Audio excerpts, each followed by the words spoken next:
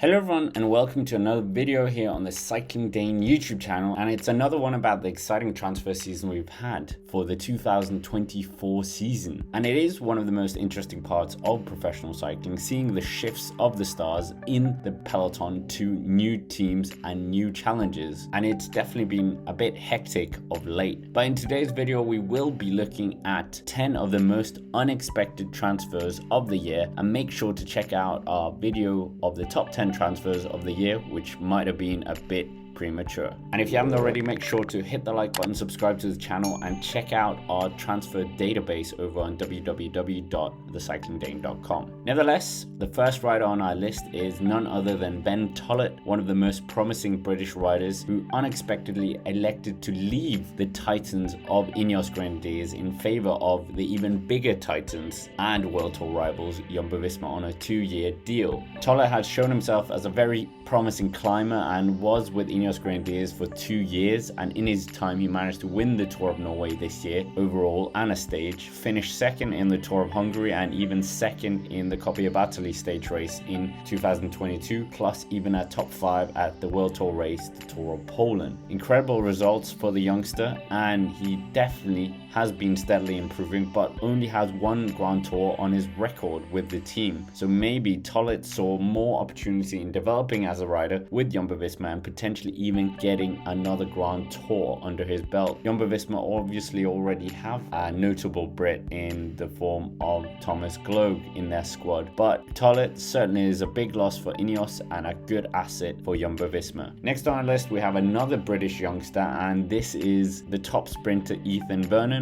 who has also carved out an impressive track career for himself. And on the road he's been racing for soudal-quick for the past 2 seasons, and surprisingly the Brit is leaving the Belgian outfit in favor of Israel Premier Tech on a 3-year contract, and this may be a reaction to the growing focus on the Remco Evenepoel project within the team, and also for Ethan Vernon, the 23-year-old, to participate in a Grand Tour, as he hasn't done so yet and he has been far down in the sprinting hierarchy at the Belgian outfit. In 2023, Vernon won 5 races along the way, including an impressive win at the Tour de Romandie, showing his promise, and certainly is a talent that Israel Premier Tech will have to look out for to further his development. But what a talent to have. The next unexpected signing of the season is Mauro Schmid, the Swiss maestro, another talented rider who won the Belgian Tour back in 2022, even winning the Coppi Bartali stage race in 2023, and most notably he won the gravel stage into Montalcino in the Giro d'Italia in 2021. He will be changing soudal-quick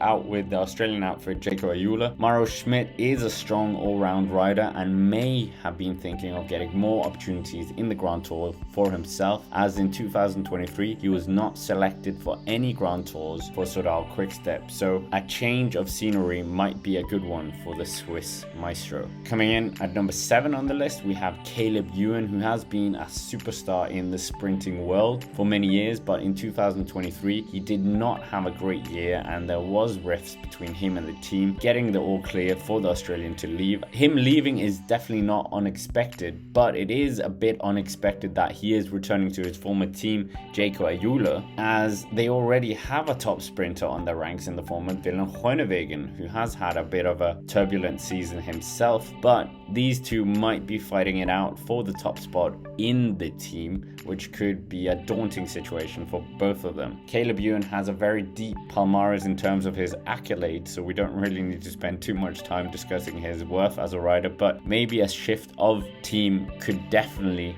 favor the Australian super talent, and we might see him back winning Grand Tour stages where he belongs. Continuing on the sprinting theme, and this time it is a former Giro d'Italia points jersey winner in the form of the German Pascal Ackermann, who will be leaving UAE Team Emirates after 2 seasons with the outfit, picking up 4 stages in his time with the team, including stage 11 of this year's Giro d'Italia. But of course UAE are more of a GC focused team these days, ever more, so this has really limited the opportunities for Pascal Ackermann in terms of his support and the opportunities, and he will be leaving at the end of the year for Israel Premier Tech, so a bit unexpected to say the least. Ackermann will hope to get back to his former heights as well, where he won a multitude of Giro d'Italia stage wins, and he wants to get to the Tour de France as well. So maybe Israel Primož can provide him that avenue, but he will hope that he's not following in the footsteps of fellow Giro d'Italia points classification winner Gianmarco Nizzolo, who didn't have the best time at Israel Primož before he moved to Q36.5. And I apologize, but coming in at number 5, we have another sprinter. It really was one for the sprinters. And here we have Arnaud Demare,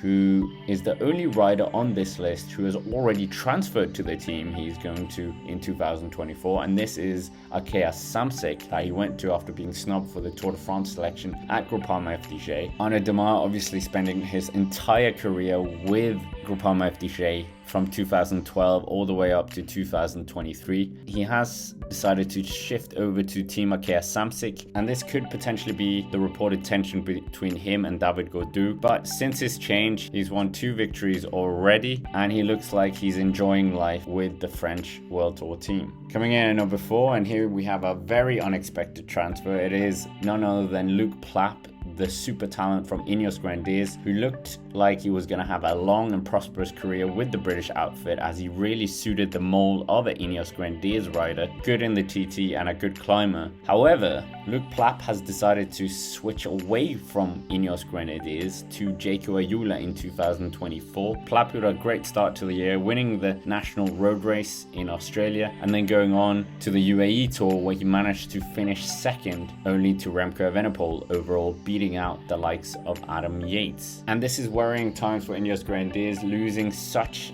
incredible talent that really could have been developed into something incredible at the age of only 22 years old. But at Jayco Ayula, it looks like he could potentially get more of a leadership role, as there could be scope for getting even a leadership at a Grand Tour early on, but we'll wait and see. Before we go into number 3, just some honorable mentions. Ida Schelling obviously going from Bora-Hansgrohe to Astana, which is a very interesting move, winning a stage at the Tour of Slovenia this year. George Bennett as well, leaving UAE Team Emirates and heading over to Israel Primož was quite an insightful move as well. Michael Merkur going to Astana to support Mark Cavendish was also a bit unexpected, and Matteo Trentin leaving UAE Team Emirates after many years to head over to Tudor Pro Cycling. But nevertheless, coming in at number 3, and here we have a surprise from soudal-quick once again, as it looks like they're shedding away with their sprinting force, and the departure of Fabio Jakobsen was truly a remarkable one, as he will be heading over to DSM Firmenich for the 2024 season. And Fabio Jakobsen, of course, has a huge chapter of success at soudal-quick, even bouncing back from his almost fatal crash with Dylan Groenewegen back in 2020. But the Dutch sprinter signing a 3-year deal with DSM really marks a new chapter in his career, as he departs from soudal-quick that, as we said, are drifting more towards the Remco Evenepoel project. So this really could be a strong fit for DSM, as they have recently lost Sam Welsford as well and Dainese, so they really do have experience in the sprinting field already. So Jakobsen to DSM could be a very good pairing for the two. Coming in number 2 of the unexpected transfers, we have Pavel Sivakov. Pavel Sivakov has been a diamond in the rough at Ineos Grenadiers ever since he signed as the under-23 Giro d'Italia champion, and 2023 will mark the last season for him. He was one of their stars in the 2023 Autumn Italian Classic season and has put pen to paper to a new contract to join UAE Team Emirates, which will be a 3-year contract, and will see him as part of that squad until the end of 2026. Sivakov really has been a great addition to Ineos Grenadiers, winning the Vuelta a Burgos and the Tour of the Alps in his time, and even finishing 9th at the Giro d'Italia, but it seems like he never really got his big shot to develop as a leader. Although going to UAE means that he won't really be riding for his own chances, but maybe more in the services of Tadej Pogačar, Joao Almeida, or even Juan Ayuso. This really is another big talent that Ineos Grenadiers have lost to a rival, and is a huge shock to myself and plenty of other people in the cycling world. Adam Yates they lost last year, and we saw what he went on to do with UAE Team Emirates. Sivakov, 4 professional wins to his name. Maybe he will amass more here, but he certainly is a great climbing talent and will no doubt reinforce the UAE team Emirates GC ambitions and could be a huge asset to Tadej Pogačar for another Tour de France. Now coming into number 1, and it is of course none other than the Slovenian superstar himself, the one we spoke about at length, Primož Roglič, who has been the most shocking transfer of this year. There were murmurs that he was going to go with Ineos Grenadiers after the rumored merger between soudal-quick and jumbo-visma, but that didn't transpire, and because of the season that happened, despite winning the Giro d'Italia and podium another Vuelta a España, he has deemed that this is not the best opportunity for him. He was offered €6 million contract a year with Bora-Hansgrohe, and that put curtain to his jumbo-visma career with 74 victories in total. Absolutely pivotal rider for the team, but Roglic deemed that he could no longer pursue his own ambitions successfully and might have been in the shadow of Jonas Vingegaard's ambitions. So Roglic is a huge talent and has a lot of experience, as we know, and power left in the tank, so he definitely seems like the right signing for Bora-Hansgrohe to bring themselves higher up in the echelon of the World Tour, as they have top 5 in the Tour de France in recent years with both Wilco Kelderman and Vlasov, and this one could really excel them up and try and compete for that elusive Tour de France title that Primož Roglic wants himself as well. Will they have the team to do it? That remains to be seen, but Primož Roglic, absolutely an unexpected signing. That is basically it for this video. Make sure to comment down below if you think I missed any unexpected transfers out as well, and make sure to head over to our website to check out the latest transfer confirmation as well. And if you haven't already, subscribe to the channel here on The Cycling Dane, hit the like button, and of course, as always, thank you very much for watching, and I will see you around.